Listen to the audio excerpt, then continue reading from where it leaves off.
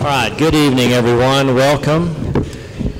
At this time, I'd like to begin first thing with a prayer and a pledge of allegiance, if you'll stand with me.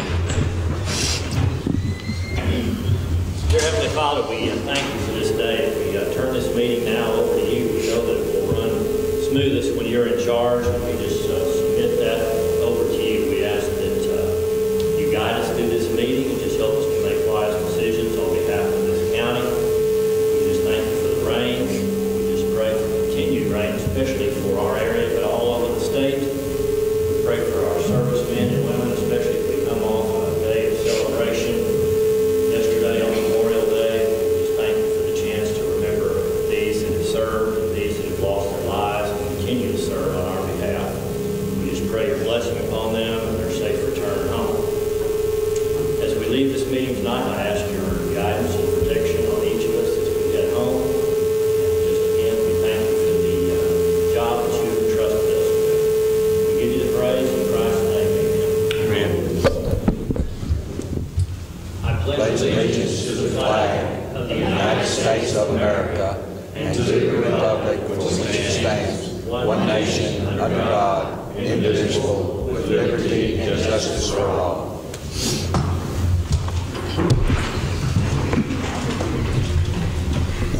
Okay, it's 6:03, and tonight is the 27th day of May 2014. This is our second meeting of the month, our evening meeting. Welcome to Commissioners Court. And we'll start with item number 1, public comments and or requests for information on non-agenda items in accordance with Section 551.042, Texas Open Meetings Act. Have I got any requests to speak? Anyone care to speak at this time? Item number 2, consider and possibly approve minutes from the May 12th regular meeting of Commissioners Court. This was our first monthly May meeting, 9 a.m. on May 12th. Judge, I make a motion to approve the minutes. Motion by Commissioner Hinton and second by Commissioner Hockaday. All those in favor of the approval of the May 12th minutes, say aye. Aye. Opposed? Item number 3 is consider and possibly approve minutes from the May 19th special meeting of Commissioners Court. This was a meeting that we had last week to go over the bids on the adult probation project at the annex, as well as the storage project there in the Cadell building. Judge, I also make a motion to approve those minutes. Second. Motion again by Commissioner Hinton and a second by Commissioner Fields. All in favor of approval, say aye. Aye. Opposed? Item number 4, status update for Titus County Pass-Through Program for US 271, FM 1000, and FM 2348. I'll recognize Mark Heidecker with PTP. Welcome to town. Good evening, Commissioners, Judge. Thank you. Last week, or a couple weeks ago, we gave a status report, a brief of the status of FM. Oh, yes, sir. I'm sorry.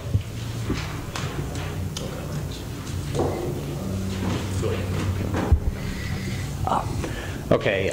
For the status of the US 271 project, as well as FM 1000, which has now been renamed to the FM 4000.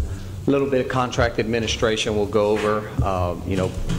All certified payrolls from 271 have been received through the month of April. We've also gotten in all the contractors' DBE reports as well. And Williams Brothers to date has reached their DBE goal, and they've actually exceeded that at the point of 128%.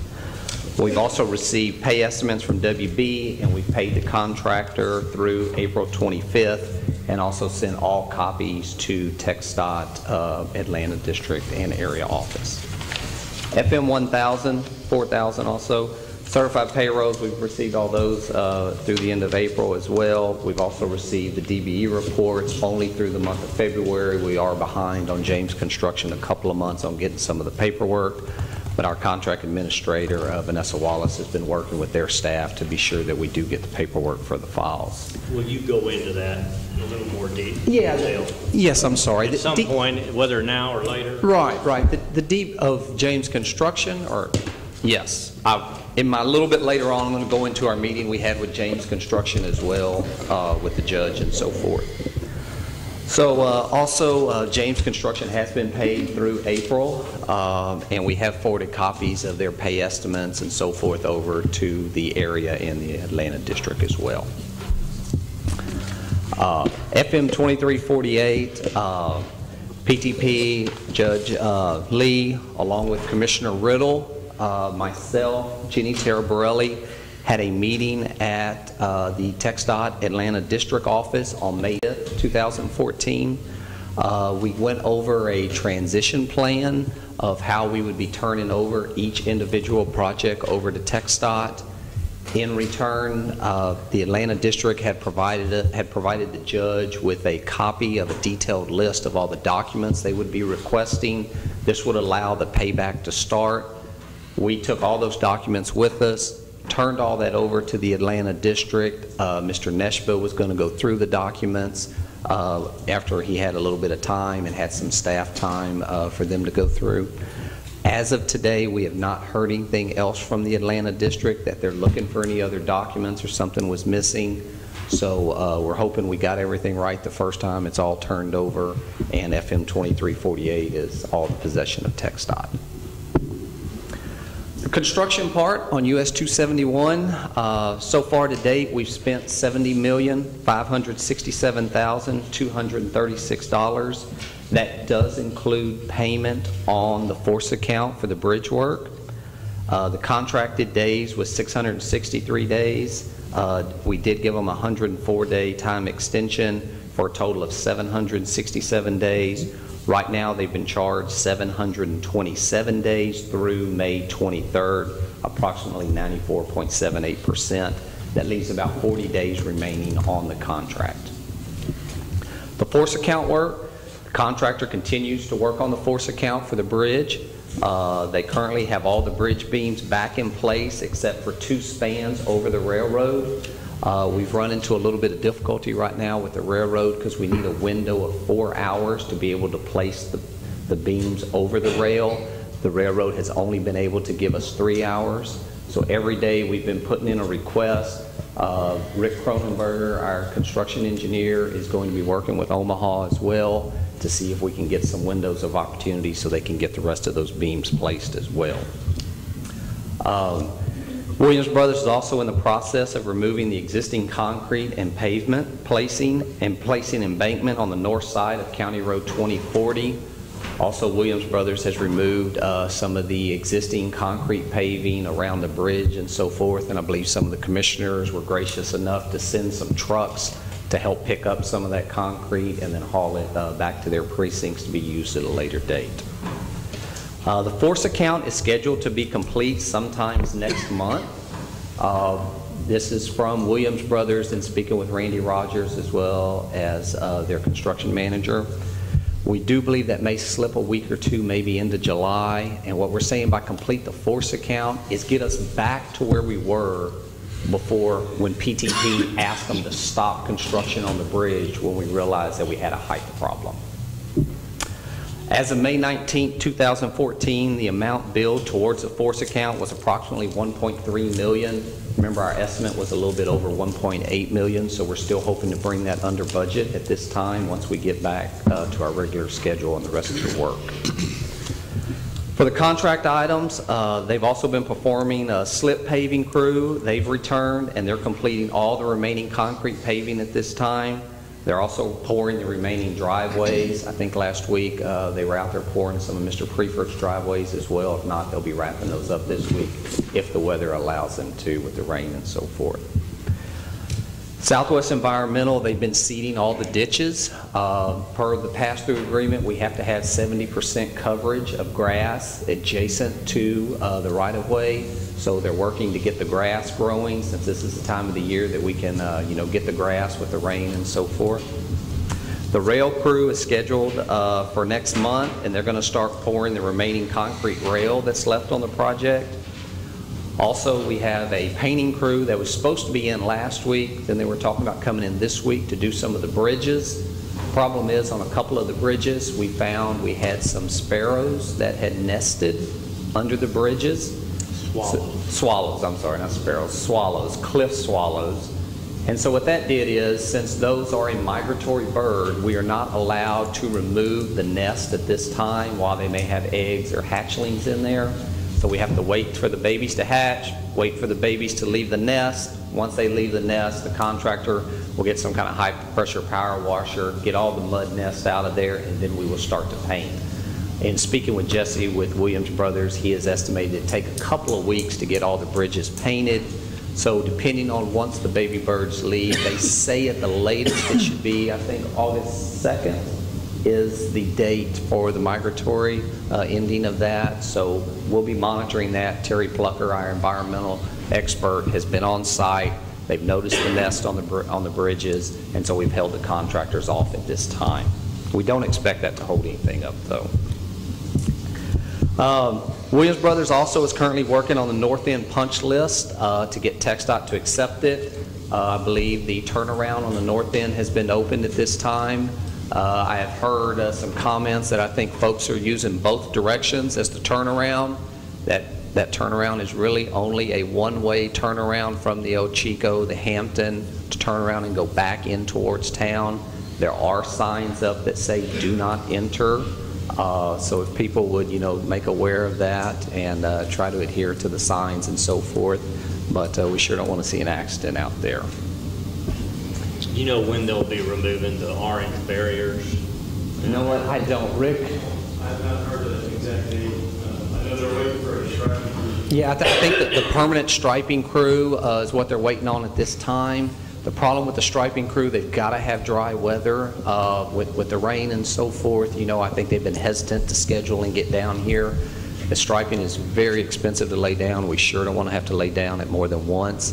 But I know they've been trying for several weeks to get that scheduled. So as soon as they have a window to do that, I know they'll be out here doing that. Any other questions on 271? FM 1000, or what we now call 4000, James Construction Group is the contractor. To date, we've spent $10,026,949, roughly a little bit over 53%. That does include material on hand. 383 days per the contract. They spent 279. That's of almost 73%. They are behind schedule a little bit. We're estimating about 40 some odd days. There's 104 days remaining on the contract at this time. James Construction's dirt crew has been working out there on FM 1735 on the detour. They've been hauling embankment to the west header of the UPRR bridge. The bridge crew continues to pour the concrete decks on the Hart Creek, and they're scheduled to be completed with all pours on Hart Creek within the next couple of weeks, depending on the weather. Concrete paving crew has begun pouring concrete paving for Phase 1 on US 271 and the FM 1000 intersections. Also, the retaining wall crew continues to place cement stabilized sand and panels for the retaining walls at the UPRR that's located on the Preferred property that splits his operation there. That's where we're talking about. The contractor has stated that they plan to start working 24 hours a day on the retaining head walls that they have to be built around the bridges, and they're supposed to hire 2 additional crews to speed up the project schedule. With that being said, Judge Lee, Commissioner Fields, myself, Rick Cronenberger, our construction manager, Bobby Dick, we had a meeting with James Construction Group. That was Mr. Pat Planucki as well as Scott Pickett. We met here in the judge's chambers, trying to find a way to help the contractors speed up the process of the project. We offered some ideas of what we thought we saw on the ground that would maybe help. Number one, bringing in additional crews. They have 1 dirt crew. There's a lot of area to contain out there. The pug mill, they were hoping they could produce 2,500 tons a day of sand, cement stabilized sand out of the pug mill to go behind the retaining walls. At best, they've been seeing 10, 12, 1,300, some days 500, 600 tons a day. So they need to get additional crews in here. They gave us their word. They gave the judge, asked them point blank, are you going to make your deadline? And his exact words, I believe, were, Judge, we're going to do everything we can to make this deadline. I wasn't very comfortable coming out of that meeting. I don't believe Commissioner Fields was either, and I'm sure the judge was not as well. We are being told they're going to bring more crews. We have not seen it to date. Just last week, the pug mill broke down. One of our inspectors, Mr. Tom Anderson, the pug mill was down for almost 3 days. They needed a $700 part. Their project manager was on vacation in Mexico.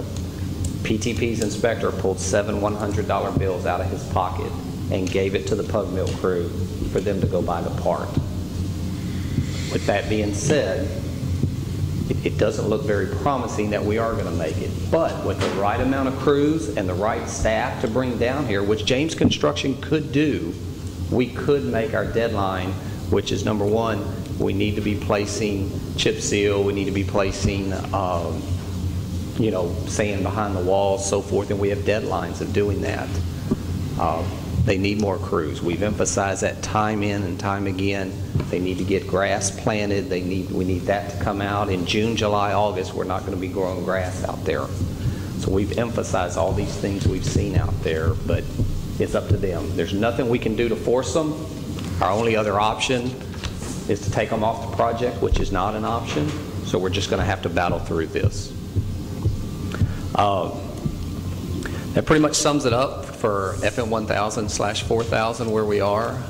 Any questions on the two projects? FM 2348 is complete. Like I said, TxDOT has the documents. They're reviewing it. It's open. The last thing we do have to do is fog seal that road once we get to there. We are in season now, so we'll be working with the contractor to finish the last bit that they need to do on that also. What was the outcome, if you know, on the sample testing that was done on the asphalt? They haven't, and I believe you're talking about the 271 sample testing. Yes. Mr. Cronenberger drove up here a couple of weeks ago for the sample testing. Mr. Cronenberger was on site, called TxDOT. When he got a phone call back from TxDOT, they had canceled the testing that day. So Mr. Cronenberger went back to Houston.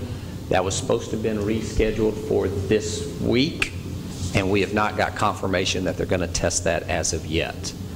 Now, we are told by the area office and by TxDOT that they are testing the asphalt to try to improve their mix design, because the mix design for the asphalt that we used is exactly what TxDOT put in their spec that we had to follow.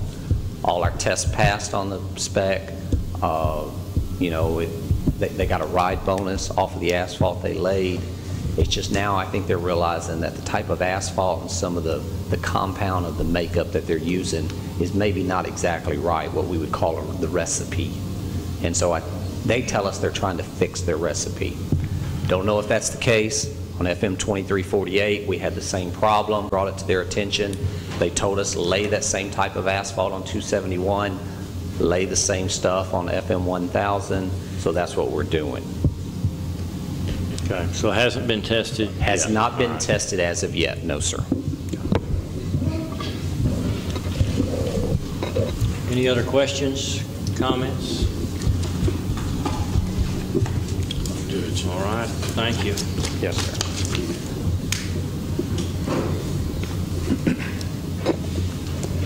Let's move on to item number 5. Consider and possibly approve a change order number 3 on FM 1000 for the addition of signage.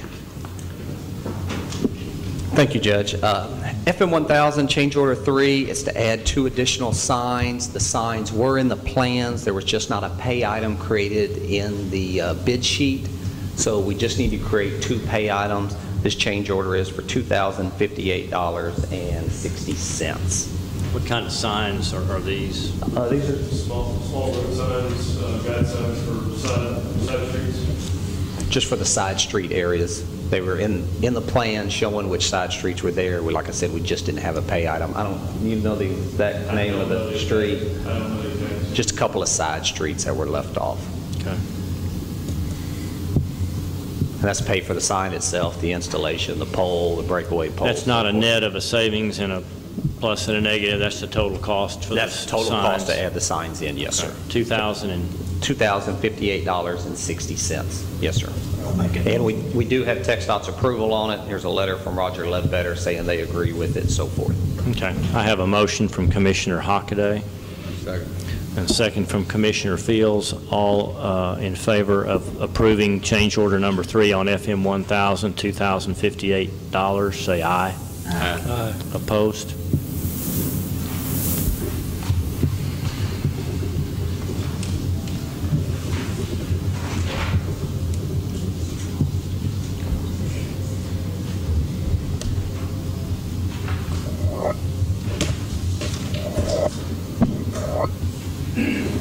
How many copies you need signed? Just 3? that one, just the The top one? one. Yes, sir, that's it.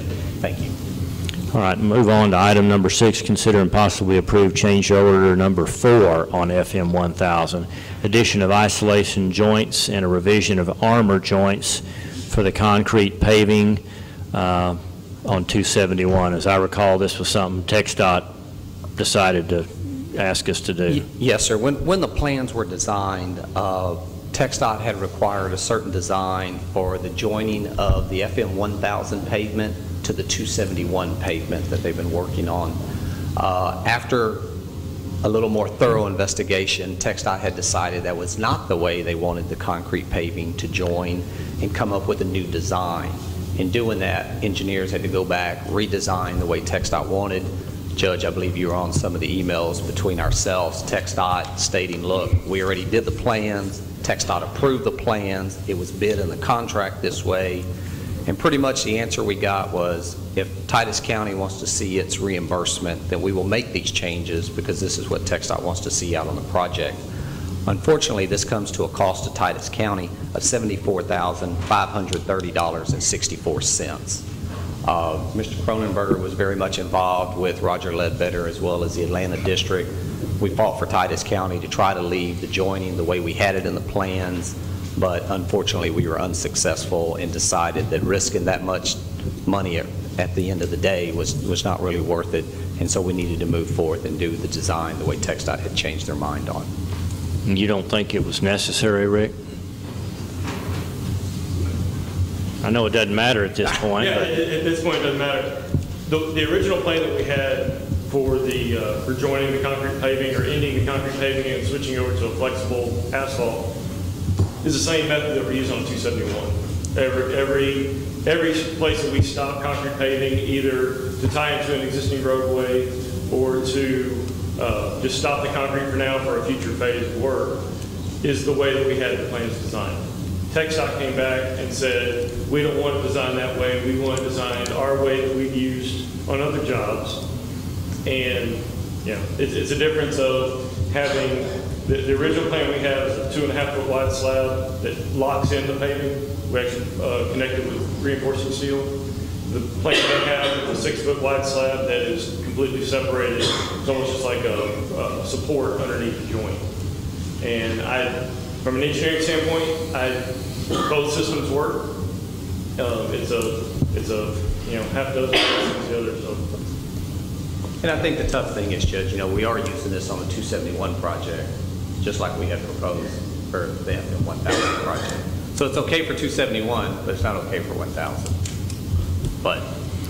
And I know you've given me the answer, but just so the commissioners can hear, when a situation like this comes up and TxDOT says, well, we know we approved it back a few years ago, but now we've decided we want you to change it, and we know that it's going to cost you extra money, what are your options? Say, no, we're going to stick by the contract and do it anyway. Yes, sir. Our first option is we want to understand why we're being asked to change, because these plans, which Titus County is very much aware of, the engineer designed them, but it goes through numerous reviews and numerous reiterations of TxDOT's comments at the area office, at the Atlanta District, before these plans get a final stamp of approval that TxDOT has voted and said, yes, we agree, these are the plans you're going to build. So we feel, just like everyone else, we've got an approved set of plans that TxDOT signed off on. So our next thing is, okay, they won't buy off on that. We go back and ask and explain, we're using this on 271. They're both approved methods. And pretty much the answer we've always got is, look, we're giving you $168 million. You have money. We've had savings in the contract. We want it built this way. We've taken it to Atlanta District. We've involved yourself. It's just unfortunately, you know, yes, we do have money on there. We understand that, but our goal is to save as much money back as we can. But TxDOT, they found a method. They like this better. Sometimes we've offered more expensive things, like putting on all concrete on US 271 versus going to flex base. Sometimes TxDOT has agreed of a lesser thing or not. This is just one of those items where TxDOT wants 6 foot instead of 2 foot. So, tough thing to swallow at times, for sure. But $74,530.64? yes, sir, that's correct. All right. Any questions on this? We also have a letter approved from TxDOT, from the area office, approving this change order as well. That's attached. Entertain a motion when you're ready. Make a motion to approve this change order. Motion by Commissioner Hockaday to approve change order number 4 on the 1,000 project, $74,530.64. Second. Second by Commissioner Hinton. All in favor of the approval of this change order, say aye. Aye. Opposed? All right, thank you. Item number, let me sign this first.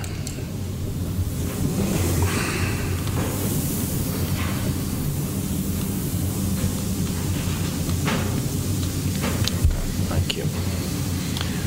Item number 7, consider and possibly approve the extension of the construction management contract for the Titus County Pass-Through Program pursuant to the terms of the existing contract. This one will be a little more difficult. This one will be more difficult, most definitely, Judge. Nigel, would you like to speak after or before? I'd like to speak first. Sure, okay. Okay. Mr. Christopher has asked to speak, so I'm going to let him go ahead and go.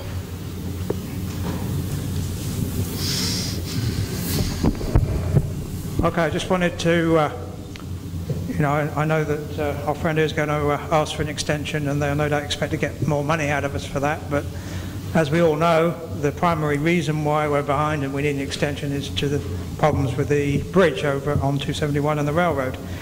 And as it was discussed extensively several months ago, ultimately the way the contract is written, Pate Transportation Partners are responsible for all that, regardless of how it might work out with the lawyers and everything.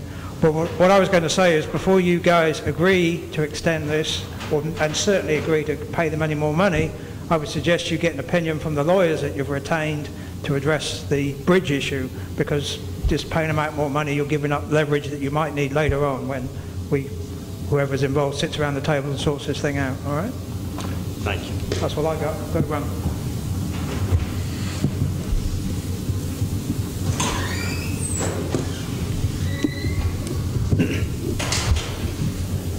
Judge, it's stated in Article 1, or I guess before this, what I am up here representing for PTP today is PTP's contract and our time extension, as well as more money. When we first negotiated this, when we worked with Titus County on the pass-through program, we negotiated a certain hourly rate, a certain fee, based off a certain time period, so many months of so many staff, to begin and complete all 3 projects. In doing that, as Article 1 of the agreement between Titus County and PTP, the negotiated fee for construction management covered all services until such time as 3 items. Number 1, work by the roadway contractor extended longer than the accumulated stated duration.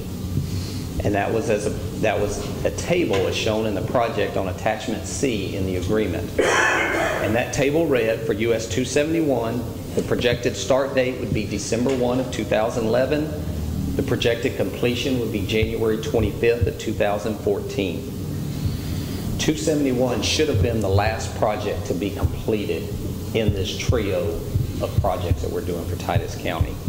The actual start date was January 2nd, pretty much started right on time, and then opened to traffic on 10/1 of 2014 was the projection. Now, several factors affected that. The bridge was part of it, yes. Not the most contributing factor, most definitely, to why we're not finished with all 3 projects. The second additional was if any additional scope was added at any time to any of the projects. So with that, as a request of either the county and or TxDOT. The third thing is if TxDOT required additional staffing on the project, or Titus County did, to monitor the pass-through program beyond the agreed-upon manpower utilization that we provided in the contract, so many people, so many hours, for so many days. So for FM 2348, the projected start date was January 2nd of 2012. Projected completion was July 1 of 2013. The actual start date was April 23rd, which had about a 2 to 3 month delay on its starting, and it opened to traffic on December 4th of 2013. We always knew FM 2348 would be the easiest of the three and the one could get to construction and get open the soonest. FM 1000 we felt would fall shortly behind FM 2348. So that one would begin construction on March 15th of 2012 and would end 9/11 of 2013.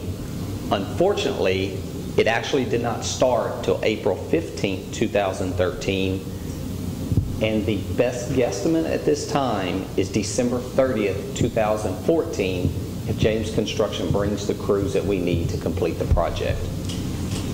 The reason these projects have been delayed so long is mainly because the FM 1000. It was delayed 18 months due to the archaeological testing for the tribes that were there that TxDOT requested us go look into. US 271 should have been the last project to finish. It's not going to be the last project to finish. We're anticipating 271, even with the bridge construction, to wrap up the end of July, beginning of August, with TxDOT acceptance hopefully by the end of August. What was the original projected completion date? For 271? 271. For 271 was January 25th, 2014. And so we should finish that end of July, first couple of weeks of August to open it for traffic. Now, depending on TxDOT's punch list, what they have to go through and get the contractor to fix all the punch list items, you know, could run until the end of August maybe.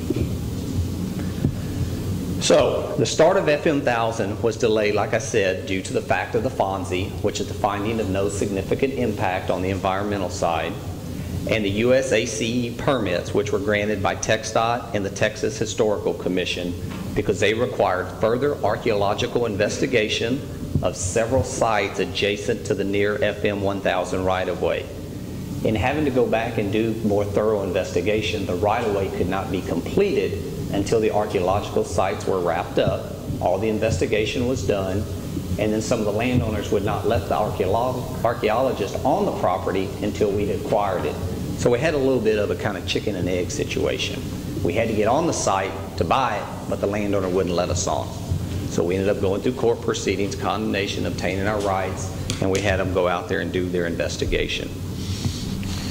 Because of the proximity of these sites to right-of-way, TxDOT and the Texas Historical Commission, they require that these sites be fully stripped. So that means land taken to bare, to verify that no burials were present. As I mentioned, several landowners denied access to these key archaeological sites until the acquisition of right-of-way was complete.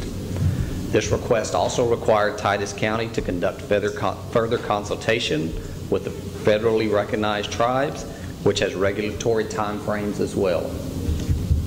This 18-month delay is the scheduled start of FM 1000 project, and that's what prevented PTP from realizing what we want to call our efficiencies when we did our man utilization table, because our plan was to have everybody here working on 271 as well. They could go over and look at 1000, FM 2348.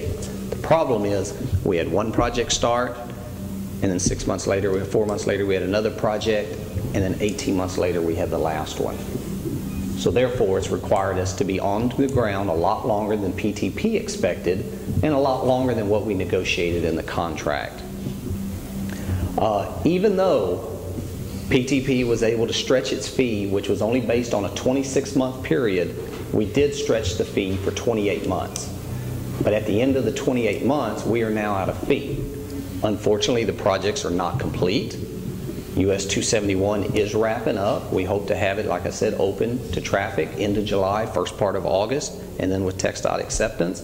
And then we have the FM 1000 project to wrap up, while still going through audits of TxDOT when we were at the TxDOT district, to where they're still going to come back and do another final audit of FM 2348. So due to the fact that the construction has extended past the duration shown on Attachment C of the contract, and various additional service changes of scope have also been requested by Titus County and/or TxDOT, we are here today requesting additional fee to get us through the end of the year, which we hope will get all 3 projects open. Pursuant to Article 2, the compensation for additional services is required to complete the projects after the stated construction duration will be paid on the same hourly rates based on the same labor rates provided in the agreement on Attachment B1. So what we're asking today is, we're asking the Titus County to consider approving additional funding in the amount of $1.75 million, which should get us till the end of this year, contingent upon what happens with James Construction. If they will finish the project by the end of the year, which I believe they will finish, I'm just not for sure TxDOT will accept it until the warm months come in 2015, which at that time will allow them to accept the rest of the road and us turn everything over. Also, the way we budgeted this, April through September, we're estimating approximately $200,000 a month. Right now, it's been averaging about $230,000, $220,000, give or take. The problem is, if James Construction does begin to work 24 hours a day, we have staff here able to work 8 to 10 to 12 hours a day. We don't have enough crews to work 24/7, which is what James Construction has told the judge, Commissioner Fields, and myself they're going to do. I have not seen that, so we haven't budgeted for that extra manpower if they bring on more crews. If they do, you know, this request is really like a time and materials. If we need 8 hours a day, it costs 8 hours a day at the same rate. If we only need 6 hours a day for 8 people, then it's only going to be 6 hours a day. But at the end of the day, it's on an hourly rate. We don't charge overtime. We ran a utilization on the overtime rate that we spent over the several years we've been here. So far, we've been a little over 3,500 hours of overtime that we negotiated the deal with Titus County not to charge overtime, but unfortunately our employees get paid overtime. So PTP has been taking that part under their own and covering that staff. We expect when 271 rolls off and we get that accepted by TxDOT, August, September timeframe, worst case into September, because we have to get them to accept it and so forth. The road would be open much sooner. We would start kicking our manpower down, and we average the monthly fees in that time to be $110,000 to $120,000 a month.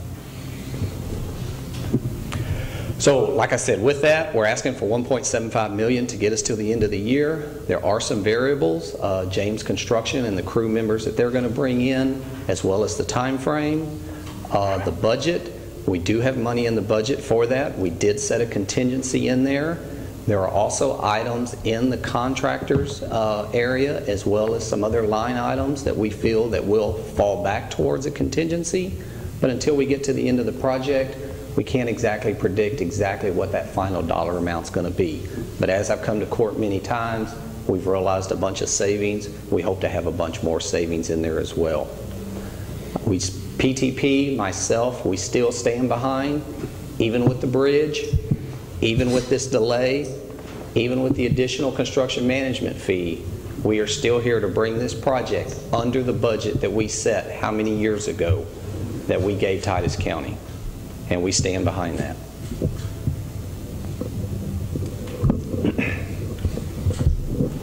I'm sure that it's a question in everybody's mind here about the delay on the bridge. I understand the items there on 2348. You know, we waited just like we waited month after month after month for that. Yes, sir. And there's certain aspects of this delay with the time frame that we find ourselves looking at. We couldn't do anything about it. Yes, sir.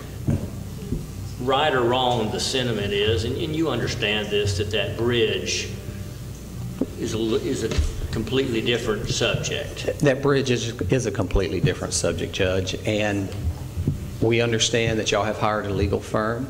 We understand they're investigating it. I think just like everybody here, we all have opinions.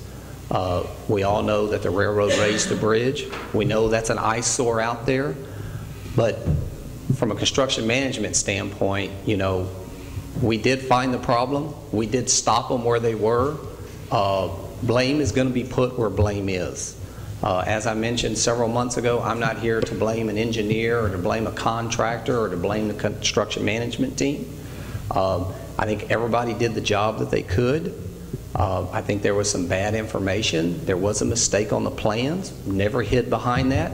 The engineers are not hiding behind that.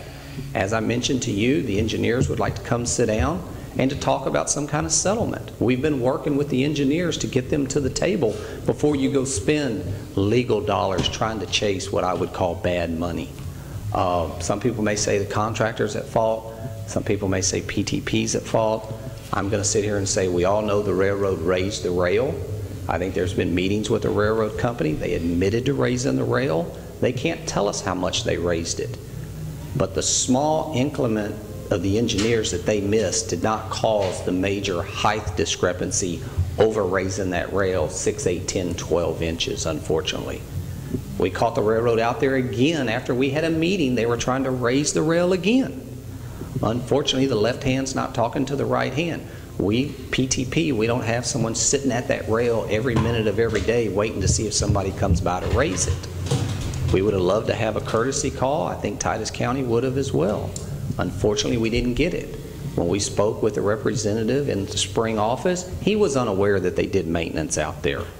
I know you've had a meeting with him as well. You know, some of this delay is due to the bridge, but I have to disagree that 80%, 90%. The big thing is FM 2348 did not come on as quickly as we had hoped or that everybody had planned due to the environmental concerns. And when the burial folks have, you know, time regulations of they get 60, 90 days to review it. Then it has to go up and be signed. And, you know, they just don't work as fast as a commissioner's court that meets every couple of weeks of every Monday or Tuesday, unfortunately. But our goal was to stretch that budget as far as we could. If I could have stretched it 35 months, I would have stretched it 35 months. Unfortunately, I could only stretch it 28 months. We've run as lean as we could. We will still run as lean as we can. Our goal is not to just send extra people up here to have them sitting around. That's not what they're doing. We do have one guy right now that's just sitting watching the force account for the bridge. But right now we're at $1.3 million on a $1.8 million change order. Our goal is to bring it in, 1.7, 1.75, 1.6, 1.5, whatever we can to save a few $100,000 everywhere we go. So there was a little additional on that, most definitely. But the problem is I still have to have staff here for 1,000. We still have to finish out 2348, and we're still going through record reviews and audits with TxDOT on a continual basis. So until we get all three of these projects complete, open to the traffic, and turned over to TxDOT, that's what's going to begin Titus County, their pass-through reimbursement, and that's what we need to pay back those bonds. I'll quit asking questions for a minute. I do have some more, but I won't take all the time. Any commissioner have a question here? All right, I'll continue to ask. Sure. Let's say I say that's too much money. I can't approve that. What happens? I can't afford to have our staff up here every day and not getting paid either, unfortunately. I mean, we made a commitment to Titus County. We honor our commitment.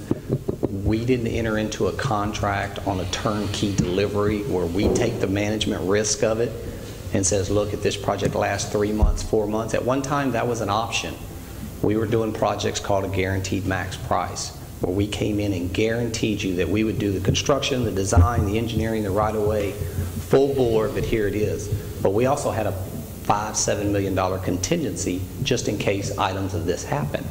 Unfortunately here, when that was presented to the court many years ago, it was like, no, we think we understand the risk. Well, we think we understand the risk at times too. Unfortunately, this time, there were some delays. The environmental side was not on our side on FM 1000. The bridge, yeah, that was not on our side either, but that's not the contributing factor to getting us till the end of December. You know, if we can get the bridge and all that complete and have traffic on at the end of July, August, somebody still has to be here August, September, October, November, December, and then we got to get TxDOT to accept this project. So, you know, we bill you on a monthly basis. We bill you time for our staff to be up here. We do not bill overtime. We're still holding to the same hourly rates that we've held to in the initial contract. You know, we want to do everything on our part to continue and see these projects to completion, and I think that's in the best interest of all parties. We understand what TxDOT wants to see when they accept these projects. We've probably gotten more projects accepted in the pass-through program than any other consultant. We stand behind that. We're proud of that accomplishment, and we'll get these accomplished as well, and we'll get them wrapped up. Unfortunately, 26 months wasn't enough to get all this done. 28 months wasn't enough to get all this done. I'm hoping I can get it through the end of the year, but I'm telling you, I cannot control James Construction. So my one caveat is, will James come to the table, bring more staff, bring more people, and start working longer hours than they did when they first started the project? If they do, it could cost a little more. We're going to try to keep the numbers as low as we can, most definitely. But we've got to put the people out there to inspect and gather the documentation that TxDOT's going to audit when they do these last and final audits to make sure you're going to get your $168 million back. When is the deadline for James Construction? In other words, when do they have to start paying penalty? James Construction is, I'll give you the exact date. They have 104 days left through May 23rd. So today's 27th. So probably about roughly end of August. You know, the final. It runs into September. September, the first week or so of September. We average 21, 22. Yeah, it averages about 22 working days a month, sometimes 20, 21, give or take. Oh, that's right. It's not calendar. It's not calendar days. That's correct. Now, if they work a Saturday or they work a Sunday, they get charged for that day. It's not just a free day of not working. So any day they're out here working, they get charged. Even on rain days like today, they get charged as well. So even though today it rained a little bit or the last week, they still get charged those days. The problem is, like we say, hey, when the sun's up, you got to make hay. Unfortunately, they lost a lot of time in the beginning because they lost their drill shaft crew. They had a drill shaft crew under contract. The drill shaft crew did not want to commit to their obligation that they had with James Construction, so they wasted several months trying to get a drill shaft crew out there to start working on the bridges. Now they're fighting the pug mill problem. They rented a pug mill from TXI, I believe. It was promised it'd make 2,500 tons. It's not making it. Now, they budgeted $25,000 a month. They need another pug mill. They don't have another $25,000, $50,000 a month to get a pug mill. They say they're going to run it 24 hours a day. I've explained to you they run it 10 hours a day and it breaks down and then it's off for 3 days. So they're at a catch-22. They're looking at their budget as well. They bid so much. They wasted so many days. Now here we sit. Unfortunately, Titus County is the one suffering. I can't make them put more staff out there. They're working one dirt crew, one bridge crew. They need more crews. I'm hoping they're going to do it. They gave you their word they were going to do it. They gave Commissioner Fields their word. If that's the case, we can wrap this project up and be out of here by the end of the year. Maybe we had some papering details we need to clean up with TxDOT, some of the audit stuff. That's not the major stuff. Right now it's the inspection, it's the construction management end of it. That's what we need them out there. We've got to grow grass. We have to have 70% coverage of the grass. But they start paying us damages, say, after September? Yes. Roughly. Well, and they won't really actually start paying us damages. All we'll do is deduct that each month from their pay estimate. They'll be liable for it. They'll be liable. Say 1st of October. The problem becomes is when you start taking money out of their pay estimate, Now they're short money to pay their subconsultants. So taken from one, taken from the other, now maybe some of their guys don't start coming back to work. We've been through this on other projects where contractor has gone belly up. We finished them. We'll get through this. In no means am I saying James is going bankrupt or belly up. They have the staff. The problem is they have so much work right now, they only have so many people. There's a big project down in Houston called the Grand Parkway. They are paying oodles and oodles of money to inspectors and contractors out there for their big project, and the staff is just not available. We're told James Construction is hiring 2 more people, I believe, from the Mount Pleasant area. I don't know if they started this week or not, because I don't believe they work today. So they're looking for staff as well. So I take Pat at his word. He says he's going to get it done. All we can do is monitor it. I think every commissioner's court for the last month and a half, we brought something and told you where we are. We're going to continue to do that. We're going to continue to meet with them. We told them, look, we'll do anything we can to help them, but there's only so many things we can do. I can't put people on the ground for them, unfortunately. And in doing that, we could go longer than December. We could not. They could bring an army of people out there tomorrow and they could wrap it up early. I just haven't seen it. They've been telling us that for months. They're out there working. I'm not saying that, but they're not getting the efficiency that they need.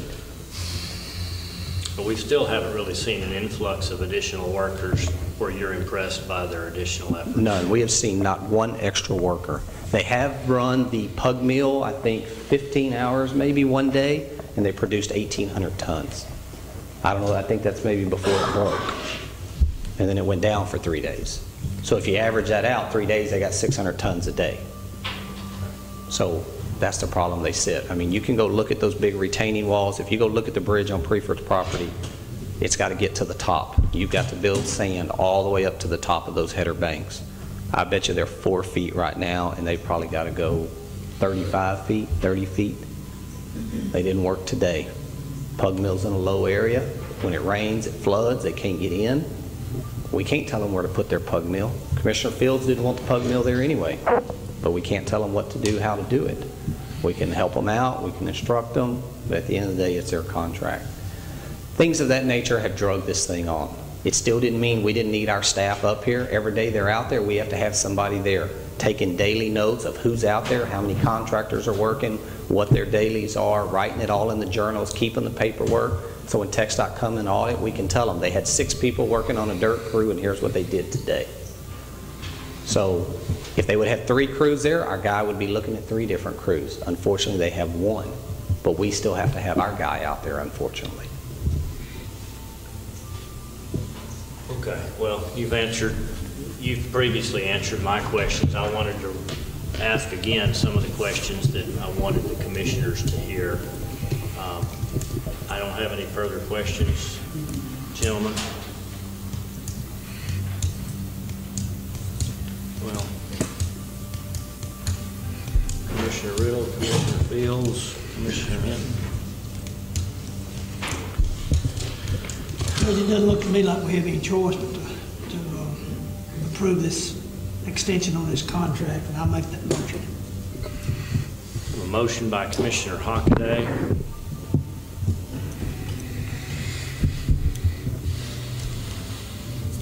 Well, for us to get the money back, we're gonna have to finish it. It's one of those situations you don't have a choice. I do know this is in legal matters right now, and I'm not going to get into that or anything, but I feel like at some point in time it can come back, and that would be considered also with this extra expense that we have. Yes, sir. And I second that motion. Before I call for the vote, I would remind you that Nigel had a suggestion. If you would like for me to pursue that, I will be happy to do so.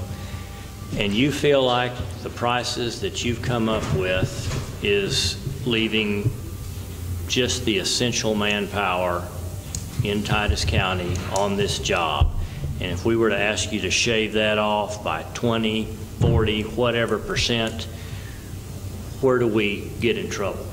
And that's exactly what we've done. We have gone back and shaved that number because, like I said, we've been averaging almost up to 230, 220 a month, give or take, depending when the weather was good and so forth. You know, when the contract first got started and was negotiated, you know, there was more emphasis put on construction on the ground, people out in the field.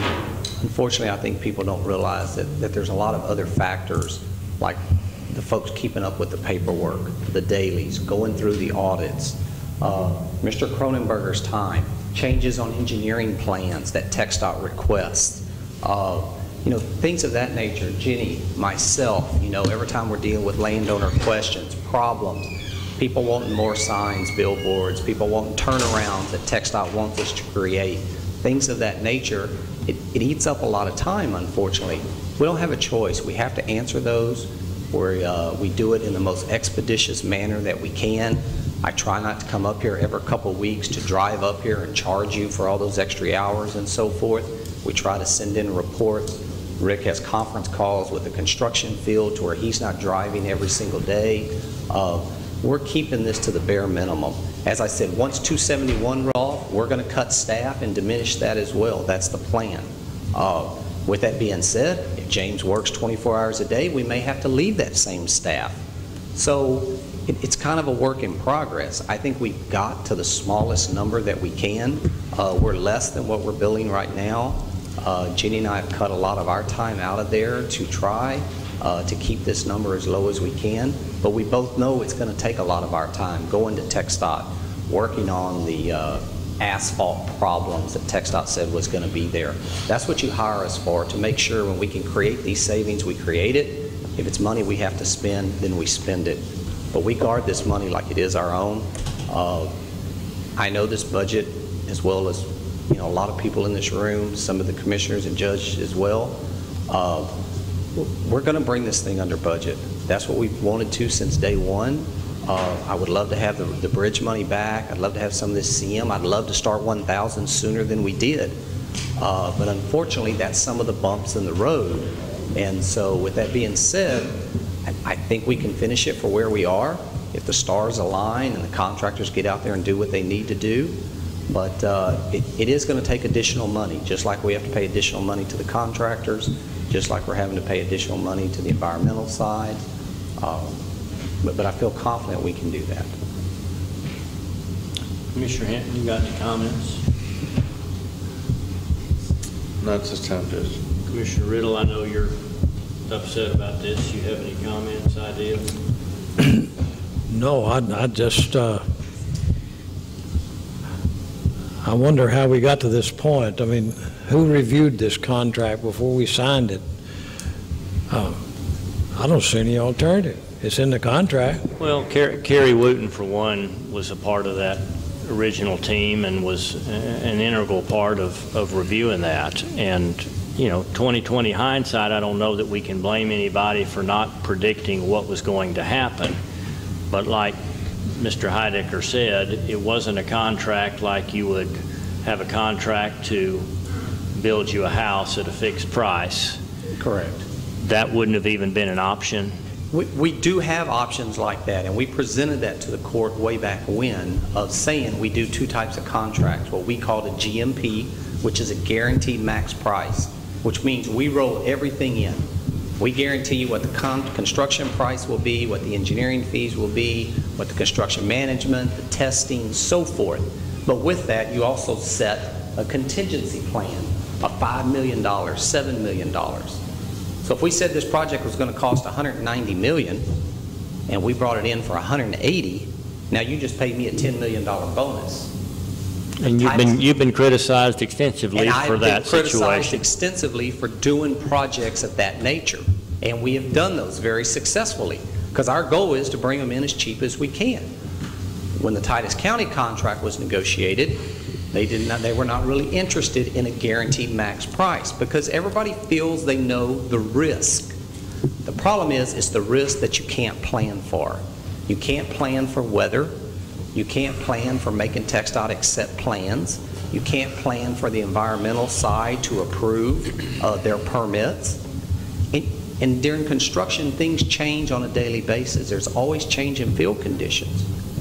Now, when we take that on, that's what's built into that contingency. Here, the contingency was put there, but we had no guarantee of getting any of that money. Any dollar we save goes back to Titus County. Unfortunately, there's been some issues with getting the project started on time, getting contractors in and out of here as quick as we wanted to, getting some of the right-of-way. You know, when we first started, the right-of-way was going to be easy. Landowners were going to donate. Well, it wasn't easy. We had to take a few of them to court. We had to force the sale of the property. All of that delays some of this. With that being said, yeah, we've delayed it. Our contract was 26 months. I stretched it to 28 months. So on an average of $230,000, almost stretched it $500,000. Our goal was to stretch it even more. Unfortunately, we just ran out of time. We've not been overstaffed. We don't have staff members sitting in the office. I think if anybody goes to our office at any given day, you don't see our staff members sitting in a chair. Bobby Dick he's a working field inspector just as well as a management. You know, Vanessa is back in Houston. We do have Elena up here that mans the office, keeps up the paperwork as well. Graciously, the city of Mount Pleasant has donated some office space. We were able to keep that out of the budget. We greatly appreciate that as well. So anything we could do to trim this budget and keep it as tight as we could, that's what we're here for. And that's what we're going to continue to do on an hourly basis, just like we have. Every month we submit timesheets. Every month we give you a breakdown of it. You see every month how much we're billing, who's working on the projects. We have all that data and backup because TxDOT requests that. When they audit, they go in and look at that. Okay. We've paid you through, when do these additional charges begin to accrue? Billing, we're paid through when? Paid through April. Actually, the contract went out, at the end of March, Judge. And so truly, the additional services by the contract should start in February. We stretched that through the end of March. And so as of April 1st, we already have been bringing this to court, but, y'all really started paying us in anticipation of approval for April. Okay. That everyone really started billing for the May estimates. So we don't have a lot of time to delay this decision. No, sir. And if I could say, I know several of you were involved in contract negotiations. Can I get you to use that mic there? Just pass it down there just so we can get it on the video. Okay. I know that several of you were involved in the contract negotiation when this contract was renegotiated, as was the city. And at that time, there was, we had already negotiated a construction management contract working with the city and the current county judge at that time. And then this came back up for approval at TxDOT's sort of request. And we went back through procurement and renegotiated the contract. And at that time, there was some pressure maybe to cut the contract. And we kept saying, look, it's going to take so many hours and so much manpower to make this work. From the contract that had been negotiated for CM to the contract that we signed at that point, almost $1 million was cut out. So this would have taken it through what we felt was going to be adequate to finish all the projects. But now here we are. I mean, we said at that time that may not be enough. We feel like it's not going to be enough. That's the reason some of the provisions are in the contract that exist today, because it was anticipated that potentially there wasn't going to be enough CMD to cover the amount of manpower necessary to get all 3 projects wrapped up and accepted by TxDOT. So it's, I hate to say that it was eventual that we would get to this spot. We hoped that it wouldn't, and we stretched it as far as we could. But at the end of the day, you have to have so many people out here to make these projects work, to get the documentation that TxDOT is going to definitely require of Titus County for you to get your $168 million back. And that's our goal. As Mark said, we believe even with the change orders that you've seen on the projects, even with the change order on the CM, even with the bridge, we still feel very confident that that bottom line number that we set back in 2005, that we'll be under budget from that, which is a pretty amazing feat for a contract number that'll be 10 years old by that time. But it's unfortunately it costs money to have people up here that are qualified to do what we have to do to TxDOT standard. Anyone else? Commissioner Riddle, anything else? No. I have a motion by Commissioner Hockaday, a second by Commissioner Fields. All those in favor of extending the contract, let me get the wording right here. Approving the extension of the construction management contract for the Titus County Pass-Through Program pursuant to the existing contract. All in favor, say aye. Aye. Opposed? No. Okay. And I will vote aye on that, 4-1. I have thought about this for a month, read through this, talked to others about this. I'm trusting you that you're really have the least amount of staff on this job to finish it out. And I understand you can't just leave and go home. And the charges will continue to be actual, not, you haven't projected and said this is what it's going to be. No, sir. They have always been actual timesheets and so forth, and they will continue on a monthly basis, just like we have over the last several years. Yes, sir. All right.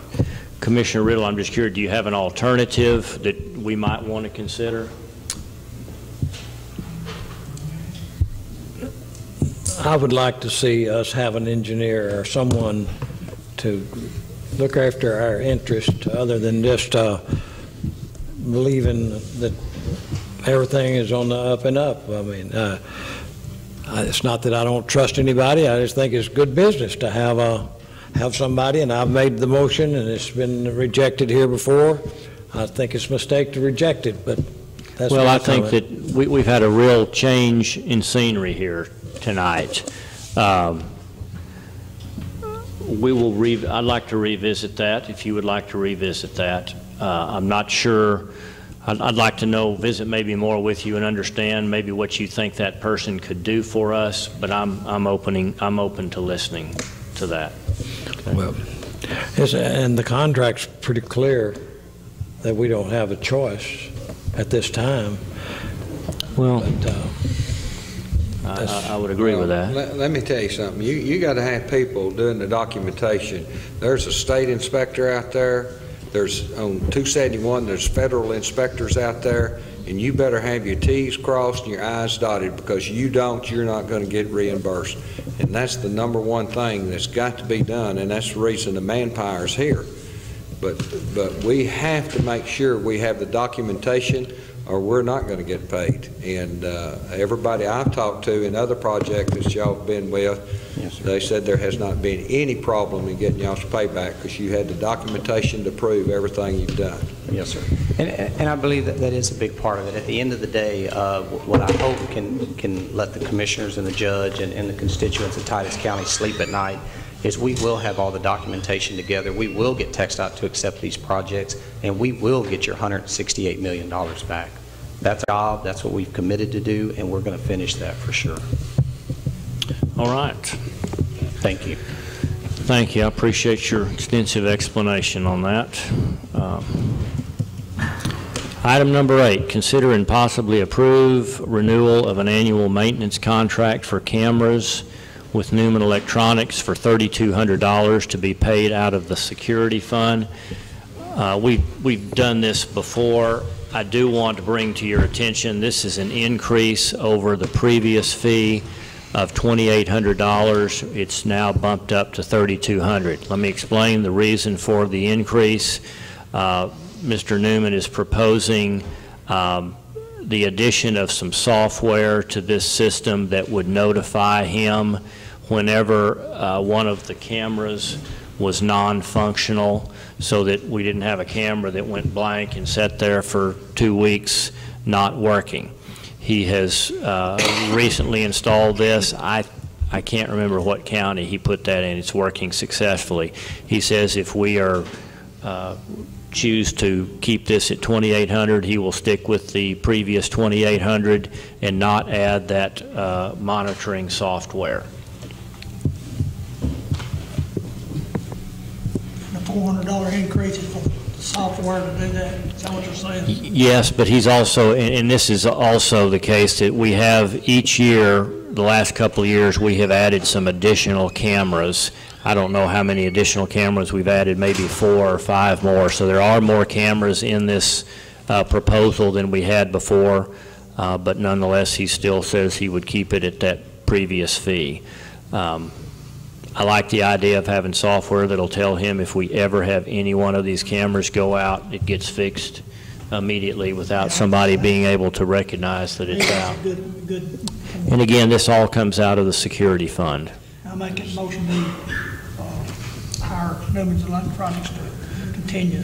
Okay, motion by Commissioner Hockaday, second by Commissioner Hinton, and this is to approve the renewal of his annual maintenance contract for all of our cameras, $3,200 to be paid out of the security fund. When does this contract begin? Let's see here.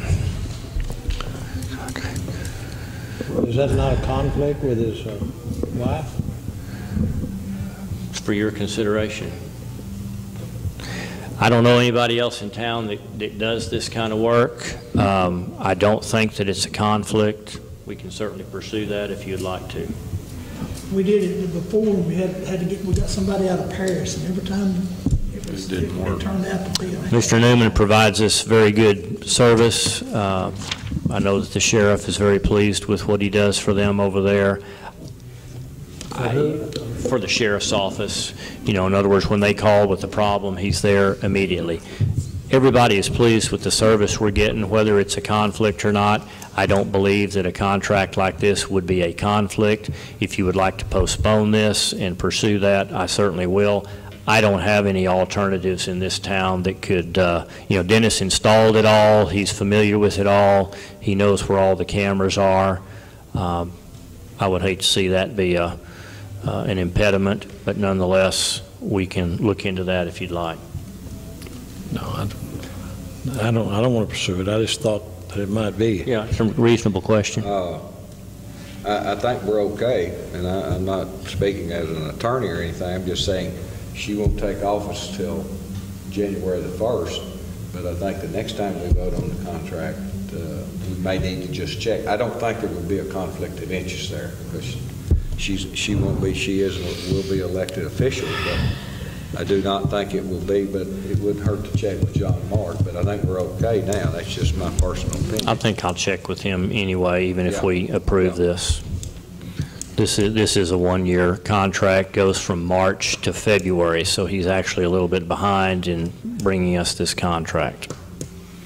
Okay, I had a motion by Commissioner Hockaday. Did I hear a second that I forgot? Yes. By Commissioner Hinton? All in favor of this contract, say aye. Aye. Opposed?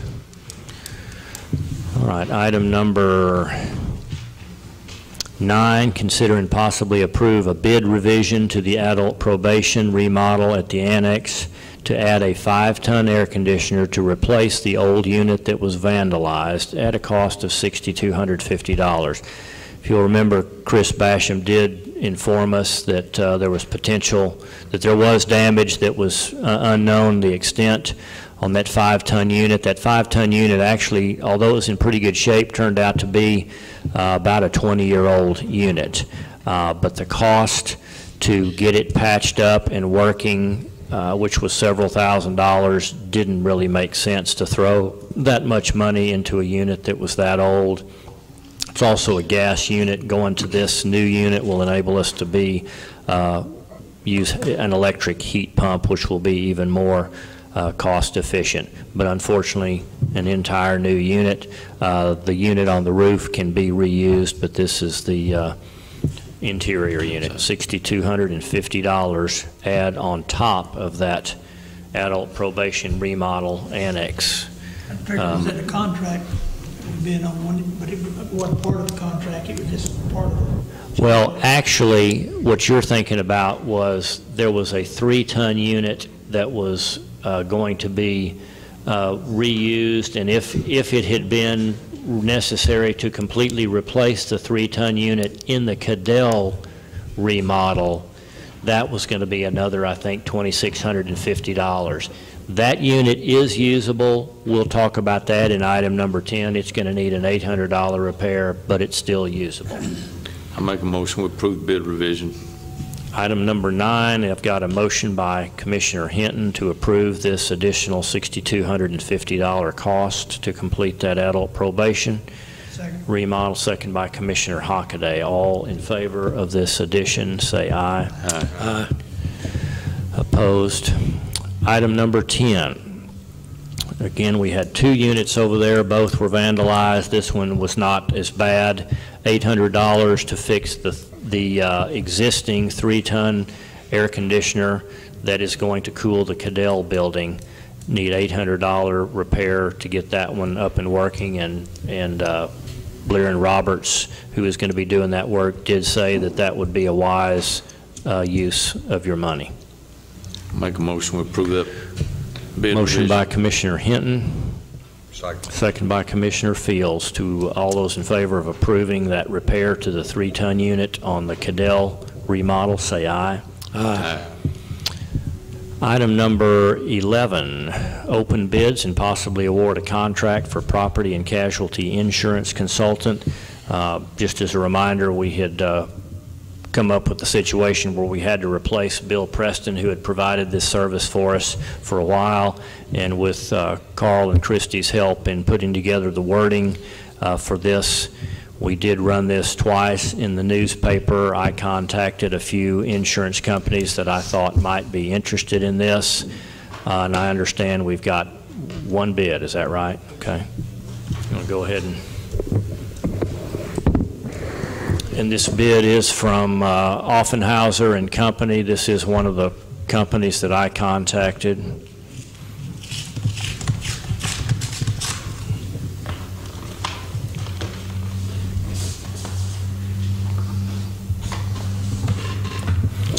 All right, to get to the important part here, I'll come back. Therefore, our bid is for an annual fee based on a 3-year term. We will execute the above specified services for an annual fee of $3,000 based on a 3-year commitment. Any additional risk control services such as review of contracts, loss control, claims mediation, and audit review would be an extra negotiated fee. The only thing I'm not sure by the way that he words this, and I made it clear to him, is he expecting $3,000, $3,000, and $3,000, or does he understand that these fees will be based on the current practice, which we've just used the same carrier for 3 years with the assumption that their premiums would not increase significantly? Isn't that how we've done it in the past? We only paid Mr. Preston once every 3 years. No.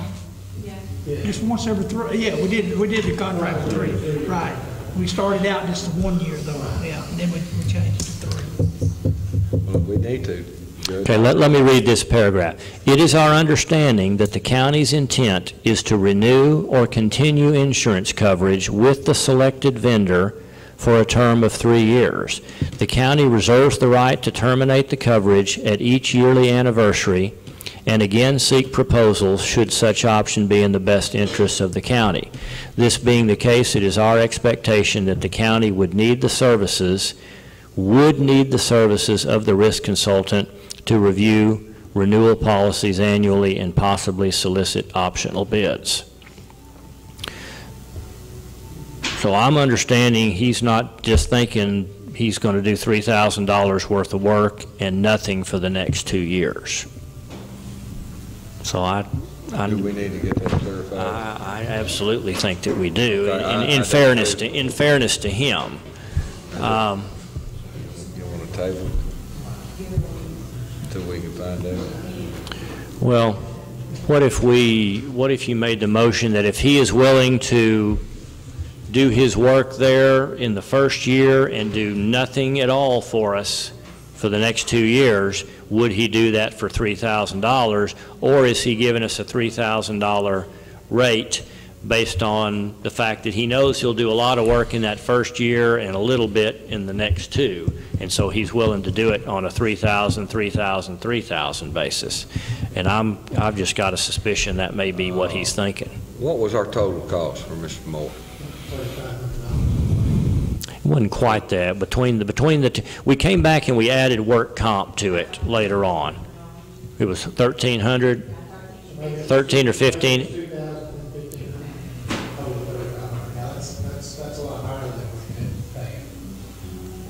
Well, but this is taking care of work comp also. So it's comparable if you just looked at his $3,000, but it's not comparable if he's going to be expecting to be paid every year to do that service. So why don't we, Christy, do we have time to table this? Not really, do we?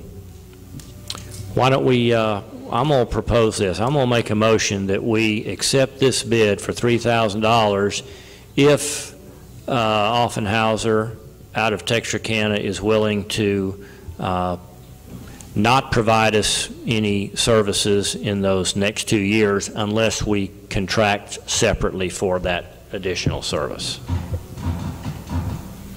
And if, got a second by Commissioner Hockaday, and that way if he says, no, that's, I've got to have $9,000 out of you, then we'll have to start something over. I got a motion and a second. All in favor of that motion, say aye. Aye. Opposed? All right, we'll check on that.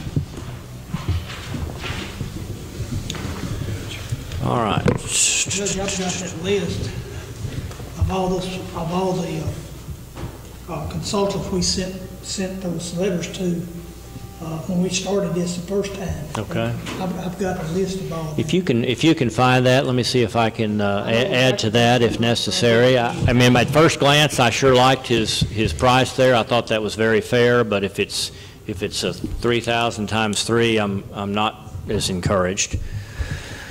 Item number, I'm going to switch item number 13 and number 12. They're both related, but Charlie brought to my attention the need to maybe get 13 taken care of before we move on into 12.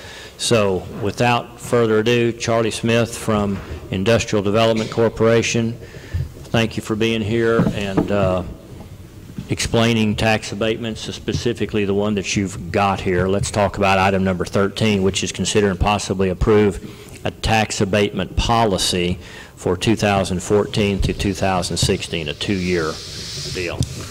That's correct, and I appreciate the opportunity to be here tonight.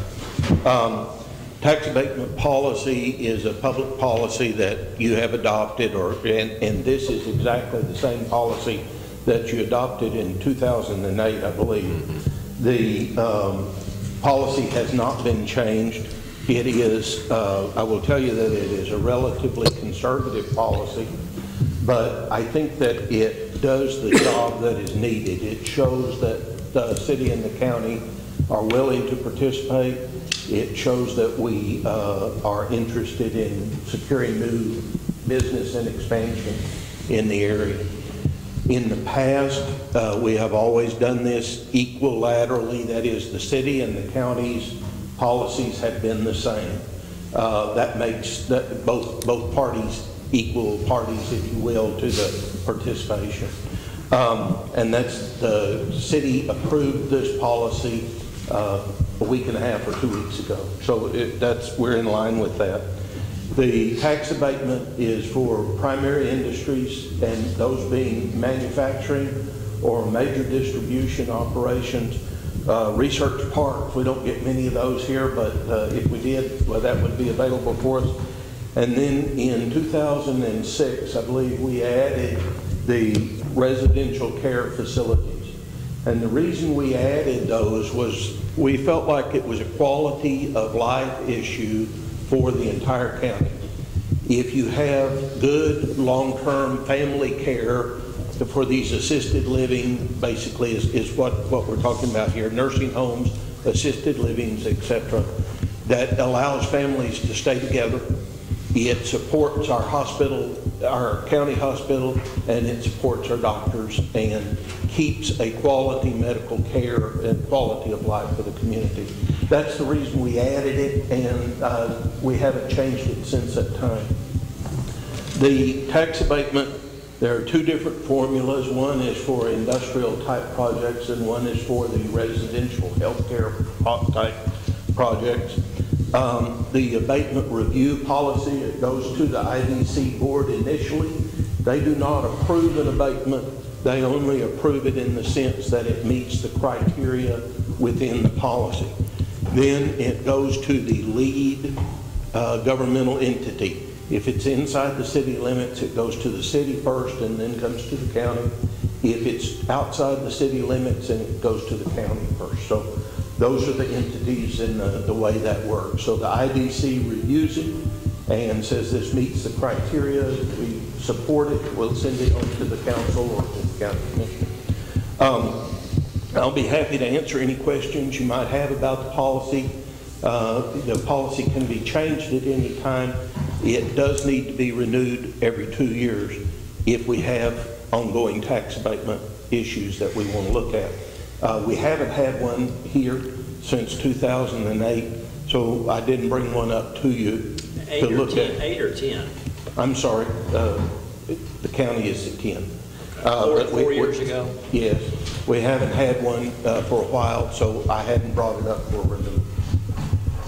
But I will be happy to answer. Any changes over that document? No, sure. It's the identical same policy as we had at that time. All we're doing now is just Approving this.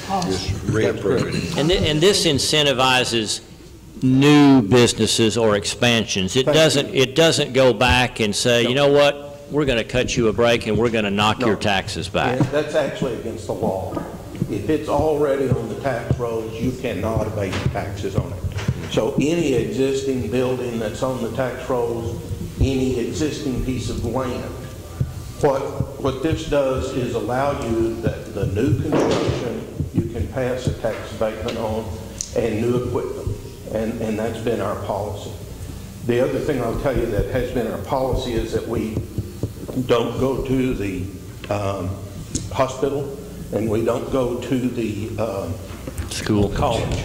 And it's actually punitive to the ISD, so we don't go there either. But we try to stay away because those others, again, are quality of life issues and they go to our workforce and our education. We have done one time on a very large project. We had a $45 million project and they insisted that we look at that. Judge, the other thing that I will tell you that in all cases, what we try to do is give a abatement. It's typically larger during the first year, 2 years, something of that nature, and then it tapers off, and that gets a repay, if you will, back to the city and the county a little quicker, and it gets the business in budgeting wise for that their abatement is tapering off. That way you don't end up with, by state law, you could do 10 years on an abatement. That's the maximum. And some communities do 10 years. And then on the 11th year, it hits you like a ton of bricks. So it's that's kind of the thought behind it. Any questions? Any other questions? Okay. Everybody ready to make a motion on this? Okay. Did you motion by Commissioner Hockaday? Did I have a second? Second. Second by Commissioner Hinton. All in favor of approving this 2-year tax abatement policy from now through 2016, say aye. Aye. Aye. Opposed? And there are none. All right, moving on in, tell us about this, what I consider to be an exciting project in the works here. Consider and possibly approve an abatement agreement offering partial abatement of property taxes for a period of 5 years to The Lodge at Mount Pleasant, LLC, a residential health care facility. That's correct, Judge. This is a assisted living project. It is a total of 48 units, 48 beds. The owners are here, Drs. Singa and Dr. Singa. And they're welcome. Here. And What we're looking at here is an estimated construction of $4.5 million. That will be the abated portion. That also includes some furniture and fixtures in the kitchen and those kinds of things. Those are itemized here. The total employment anticipated is 17, and so we have 17 new full-time jobs when this project is completed and up and running. Excuse me. Dr. Singer, would either of you like to tell us and get a little exposure for your project? I know some about it. I think it sounds great. I'm glad that you're doing it, but I think these guys will be interested to know just exactly what kind of facility you've got in the works. This is going to be a 48-bed facility on 39,000 square feet. It's on 10 acres of land. 24 beds will be dedicated to people with memory problems. And we don't have such a facility here right now. And the other 24 beds will be regular assisted living for maybe if somebody, say, has a spouse with dementia that needs a secure unit, and then the other spouse needs just the ordinary assisted living. So 48 beds in total. Which one of those is more intensive care? The memory care or the assisted living that you were referring to? The memory care is going to be a secure unit, so that will require more of more supervision. Okay. All right. And this is going to be located there up on the hill overlooking what was the old par 3 golf course, is that right? Yes. It's just before, it's on 67, it's just before that Shadow Lakes golf course. Okay. All right. 48 beds, and I know you all will do an excellent job there, and I appreciate the services that you do for not only for the court but for this community as well. Any questions, comments? Mike, I cut you off. No, I just wanted to ask Charles on this. We're looking at 17 beds, 17 employees. What do you think you might max that out at some point in time, the most employees you might 17 have? Is a low number. I'm expecting about 20 full-time employees when we have full house. Okay. And again, this type of project is not is not based on the jobs created as much as it is, like Charlie was saying, it's a quality of life issue, providing a service for the community, and it's judged on a different set of criteria. Okay. What's your anticipated date of completion? My builder has promised to deliver in January of 2015. Okay, early next year. All right. Thank you very much. Charlie, anything else to tell us about this? What kind of plan are we, what is the payout? I know that first year and then the second, and third, and fourth. And have y'all have that worked out yet? Yes, sir, we do. And the judge has the 5 original documents, and you should have received a copy of the abatement agreement that we have, but it's paid out over 5 years. I'm looking for it here now.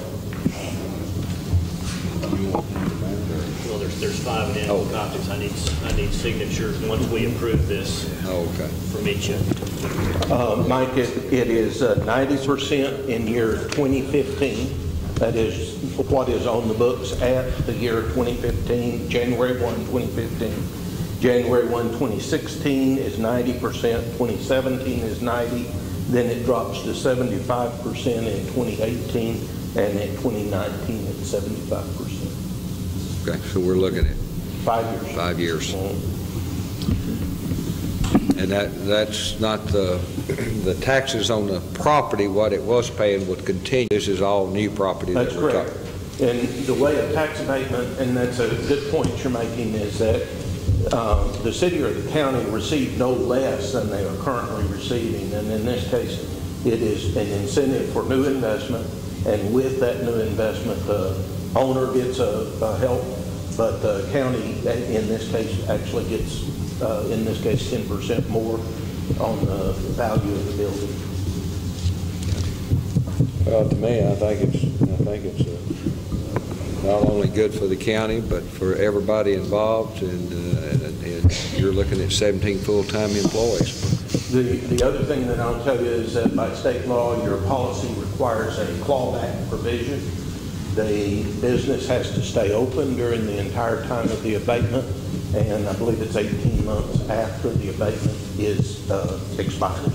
So you don't have somebody, the horror stories you hear about with somebody that comes in and opens up and then leaves the next day kind of a thing.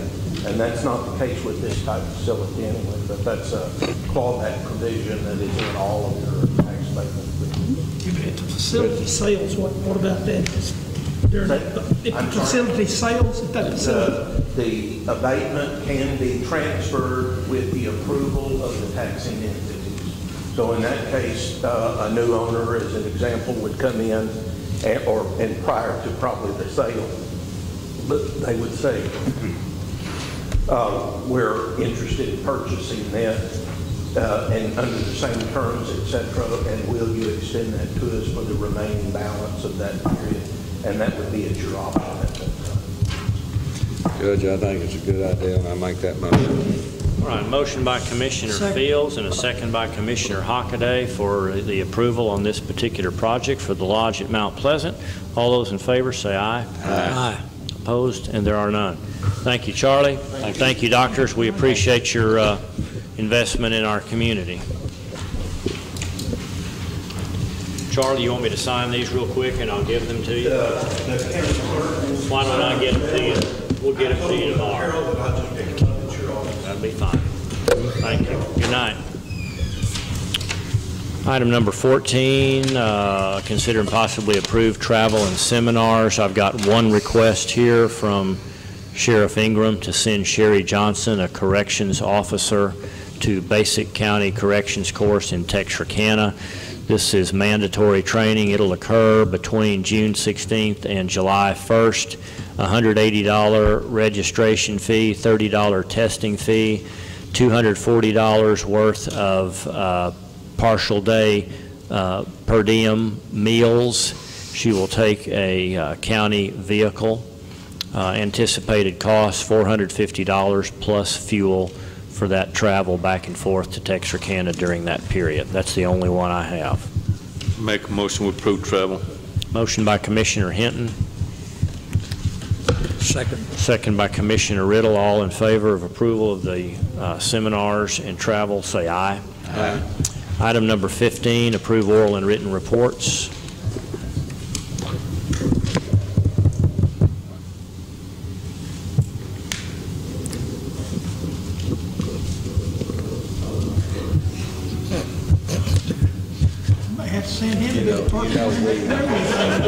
We do have a place now. They'll have room for you for long. I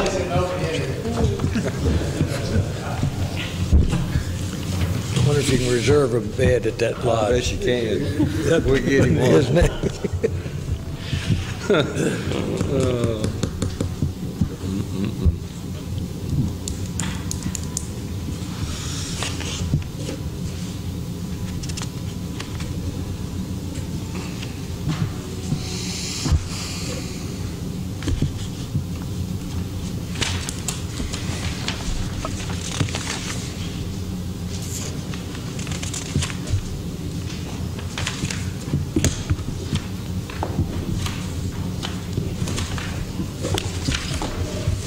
Make a motion to approve. Motion by Reports. Commissioner Hinton. Second.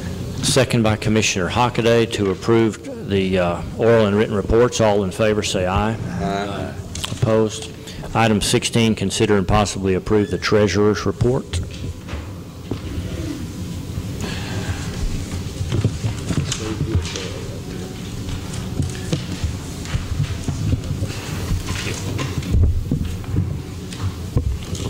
Thank you.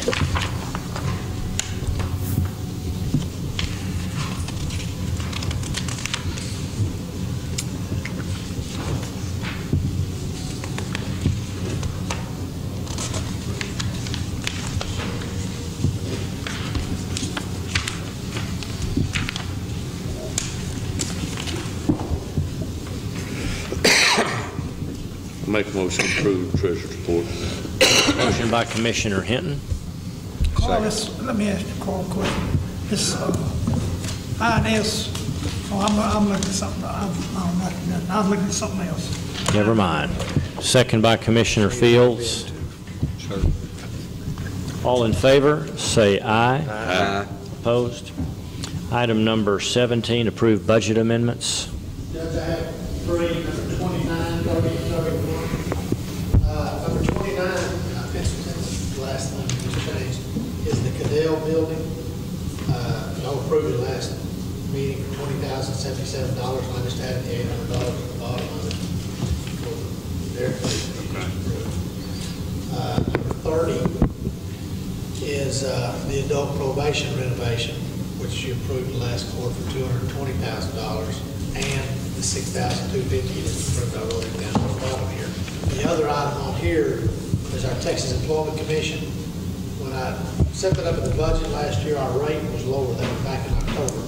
We got a new rate in January, and it was considerably higher, so I had to budget $32,000 for the workforce, for the TWC taxes. Jumped that much. Yeah, I'm going to check with the sheriff's office. There's only a couple of offices that have very much turnover now. I don't know. They handle those claims themselves. When somebody files a claim, PwC sends the letter out. I send that to the department. So it like tripled or quadrupled? Yeah, it like doubled. Now the rate may have been very low. I hadn't. Do you remember what the rate was? 0.1, so maybe went to 0.2. I mean, Still relatively low. right, but it went up to where it was. When you're talking about payroll our size, it's the first time $1,000 that everybody gets paid. And it's really not, That is fairly small. and then the last one is just a line item change in the county clerk's record management, where we pay for a part-time person in there, and that's subject to little retirement rules, and so I had to budget some retirement. But it's just a line item change. $1,800, $1,810. Okay. Any questions about any of those? I see what I was going to ask. Let me ask him this question, what is on my mind. On this loop, is that's on Chapel Hill and Hartbrook, 07. Yes, but now that's INS money. That's 2007. That's not the Hartsbrook. The Hartsbrook is 2004. What's left in there? That's what I was. Well, now that's not what's left in it. That's the INS money. What's left in that fund? Oh, yeah, that was It's down here in, it's up here in 2004. Is that all paid out on the Hartbrook Road? Everything's been paid except, They got everything moved. It's a blue cast, I think. I haven't paid,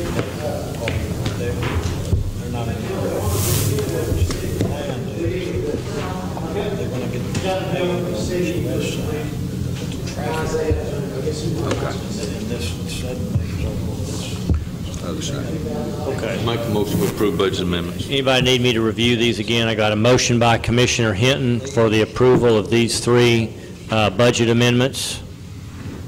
Second. Second by Commissioner Hockaday. All in favor of the approval of budget amendments 29, 30, and 31, say aye. Aye. Opposed? Item number 18, sign pay orders and approve payments. Make a motion to pay bills. Motion by Commissioner Hinton and second by Commissioner Hockaday. All in favor, say aye. Aye. All right, item number 19, closing comments. Let me start here by saying last meeting we approved pursuing a retainer with Andrews Kurth regarding representation related to the EFH bankruptcy. When I got that retainer, it was indicated that he estimated $75,000 to provide that service for us. That also included his fees to negotiate tax valuations on the property. We already have that representation that is paid for with The appraisal district hires a firm to do that for them, and he said if he did not provide that, he thought it would be closer to $50,000. So obviously not an insignificant amount as I had anticipated. I want you to think on that and let me know what you want to do. I personally am not willing to spend that kind of money to have representation that may or may not be even needed, but I want you to think on that, and we'll put that on another agenda item if you like. I have told the gentleman I was dealing with that don't do anything for us right now. We just were not anticipating that kind of a fee, and we would have to get back to him before we approved him going forward. I am going to be sending in, I needed one more signature. I've got that signature to submit our road grant information. I'll be mailing that off in the next couple of days and hopefully getting approval as quickly as possible. So continue to hold off on that, and we're going to have to move forward slowly and carefully with Carl's help to make sure we do all the invoicing and for these projects properly. We want to be sure that we get all of our money back in the proper manner. Did you get to see it? Was it helpful? Okay. And I've got a link where they have provided additional links for specific subjects that I sent to you as well. You may have seen that. All right. I'll start down here. Commissioner Riddle? No, nothing. Commissioner Fields? Only thing I would say, the 50th anniversary of our rodeo association here in Titus County, Mount Pleasant, so get a chance, go to the rodeo. All right. Commissioner Hinton? Commissioner Hockaday? The only thing I'd say, Judge, is our political signs, they need to get them off our right-of-ways as soon as they can. But we'll start mowing pretty quick. Get the signs off the right-of-ways, okay. All right. Very good. All right, if there's nothing more, I'll entertain a motion to adjourn. So moved. Motion by Commissioner Hinton, second by Commissioner Fields. All in favor say aye. Aye. Thank you, everyone.